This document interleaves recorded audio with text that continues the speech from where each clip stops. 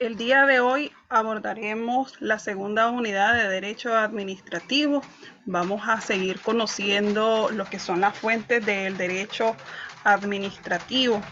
En la sesión anterior vimos el concepto de derecho administrativo, vimos que es una fuente de derecho y las mencionamos las fuentes del derecho. Hoy vamos a continuar conociendo de las fuentes del derecho administrativo y vamos a iniciar por determinar qué es fuente del derecho, a recordar lo que es el concepto de esto.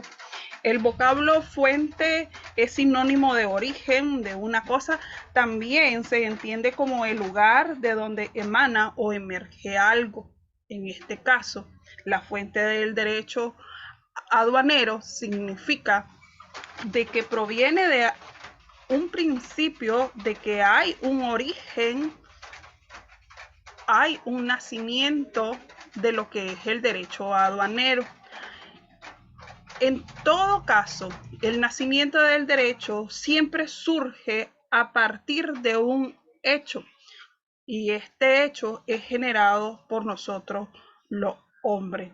En el sentido amplio y filosófico, se explica que la fuente primera e inagotable del derecho es precisamente el espíritu humano, por lo que se entiende que el derecho es el producto de la cultura humana, es una obra del hombre. Hay diferentes criterios para determinar o clasificar las fuentes del derecho.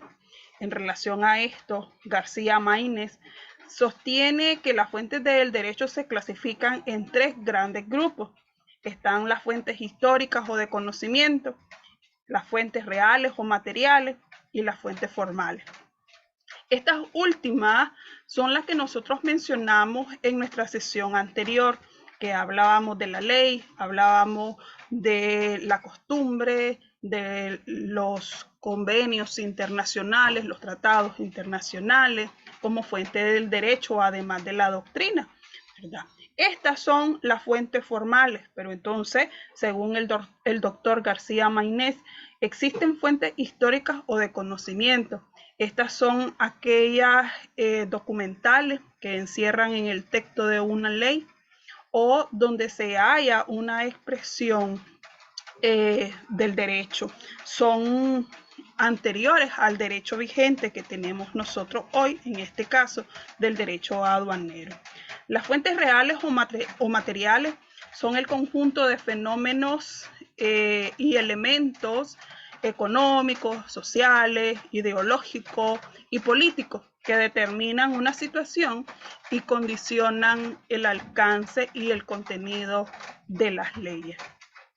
Meramente por fuentes se entiende los fenómenos y los hechos que contribuyen a la creación de una norma, en este caso, la norma jurídica aduanera. Veamos, en las fuentes del derecho aduanero, primero se encuentra la Constitución y las leyes. La Constitución, por ser nuestra norma fundamental, la Carta Magna, lo que rige todo un Estado, de ella es que provienen las demás leyes y los convenios internacionales que son suscritos por el Estado y que son ratificados por el órgano legislativo, convirtiéndose una vez que este órgano legislativo lo haya ratificado como una norma nacional. La ley, desde el punto de vista formal del derecho aduanero, se alimenta de la legislación que existe en un determinado país. La legislación es el proceso por el cual uno o varios órganos del Estado formulan y promulgan determinadas leyes jurídicas con observancia general. Esto es que la ley es producto de un proceso legislativo, se elabora en diferentes etapas. La característica de la ley es que son general, son abstractas y son obligatorias. General porque es para todas las personas que están dentro de un determinado territorio. sea que seamos ciudadanos, seamos extranjeros, que con residencia o que estemos de paso por el país, y es abstracta porque no se agota con su primera aplicación, se continúa aplicando a los que caigan en ese supuesto jurídico de la norma. Y es obligatoria porque su cumplimiento es exigido. Las leyes se elaboran, decíamos, por etapas. Está la etapa de la iniciativa, la etapa de la discusión, la etapa de la aprobación, la sanción, la promulgación y finalmente la iniciación de la vigencia de la ley. Pero la ley, entonces, vamos a tenerla como la primera fuente del derecho aduanero. La costumbre, desde el punto de vista jurídico, llamamos costumbre a la norma de conducta que es nacida y reiterada práctica social, que se considera obligatoria para una comunidad. Es una norma de comportamiento y actuación que por su repetición constante, generalizada y uniforme en una sociedad y a falta de una ley existente, llegan a tener un carácter obligatorio. Maynes afirma que es necesario que el poder público le reconozca un carácter obligatorio y estas se hace de manera expresa o táctica. Es expresa cuando aparece en los textos legales y táctica cuando los tribunales la aplican para la solución de controversia. Hay que tener claro que en Nicaragua solo existe el conocimiento expreso, es decir, la ley debe de expresar en su texto que se autoriza a determinado territorio o grupo de una comunidad para hacer uso de la costumbre y así nacer o aplicar el derecho según las costumbres de esa sociedad o de esa comunidad, como es el ejemplo de acá en Nicaragua de la costa atlántica o del Caribe, que la comunidad tiene un órgano comunitario, valga la redundancia, y que tiene un poder social en esa comunidad. Y la ley expresamente dice de que pueden tener ellos la aplicación de la ley, pero debe de ser de una forma expresa. Es lo único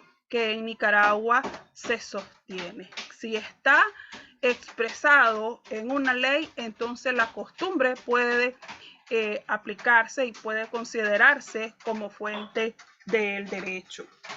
También tenemos los tratados internacionales. Los tratados son acuerdos internacionales que constituyen una fuente del derecho y lo más importante del derecho internacional público. Generalmente los tratados, los convenios o acuerdos internacionales son ratificados por el poder legislativo de nuestro país, que los suscribe, convirtiéndose así en un derecho interno o nacional. Pero esto debe de hacerse a través del mismo procedimiento legislativo nacional para la creación de la ley y que entonces se tenga como un derecho interno o un derecho nacional. Y tenemos también la jurisprudencia, que acá es un conjunto de principios y doctrinas contenidos en las decisiones de los tribunales de justicia en sus resoluciones. Hay que decir que la jurisprudencia no es de obligatorio cumplimiento, no se obliga a los jueces ni a los tribunales a la aplicación de la jurisprudencia. Esto va a estar en criterio de los jueces y de los tribunales, su aplicación. Aún las resoluciones que emite el Tribunal Supremo, en este caso la Corte Suprema de Justicia, para los jueces de menor rango no es un obligatorio que ellos apliquen o que consideren las resoluciones o sentencias que emanan de la Corte Suprema de Justicia a través de las salas especializadas en cada una de las materias. Entonces aquí la jurisprudencia se aplica de una forma supletoria. Se tiene como una fuente indirecta. Es fuente del derecho, pero es una fuente indirecta porque no es obligatorio su cumplimiento. Y por último tenemos la doctrina. La doctrina es la interpretación, la sistematización, la creación y los principios que están contenidos en diferentes análisis y estudios que realizan los juristas y los tratadistas del derecho aduanero en este caso. La doctrina también es una fuente indirecta, ya que el juez puede apoyarse en la doctrina para elaborar el contenido de su sentencia, pero no es obligatoria por sí sola. También los legisladores, en este caso los diputados de la Asamblea Nacional, pueden considerar la doctrina y tomarla, basarse en ella, sea para reformar o para crear una ley jurídica general, pero no es de obligatorio cumplimiento. Por ello se dice que es una fuente informal del derecho. En nuestra clase sincronizada vamos a seguir abordando este tema de la fuente del derecho y vamos a ver con ejemplos qué es lo que abarca cada una de estas fuentes del derecho. Entonces nos encontramos en nuestra clase sincronizada.